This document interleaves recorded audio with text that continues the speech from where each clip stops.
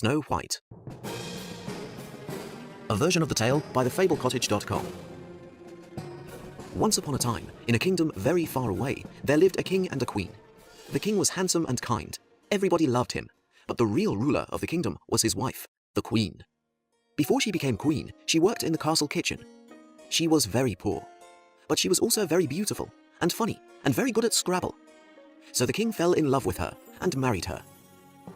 The king loved the queen very much, but the queen was always afraid that the king would meet someone more beautiful. Luckily, the queen had a magic mirror. The mirror saw everything and knew everything. Every day, the queen looked at herself in the mirror and asked, "Magic mirror on the wall, who is the most beautiful of all?" And the mirror replied, "You are my queen. You are the most beautiful woman in the whole world." The queen was happy. She knew there was nobody in the world as beautiful as her. But one day, everything changed. The queen stood in front of the mirror and asked her usual question.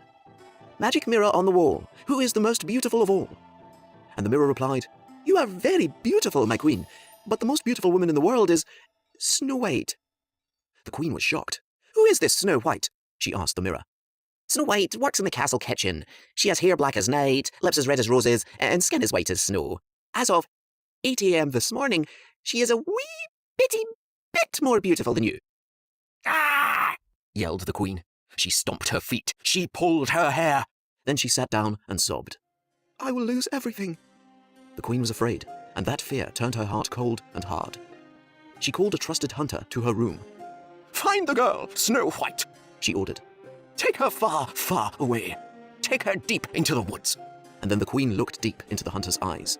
"She must never come back." The hunter found Snow White and took her into the forest. When they reached the deepest, darkest part of the forest, the hunter stopped. "Go," he whispered.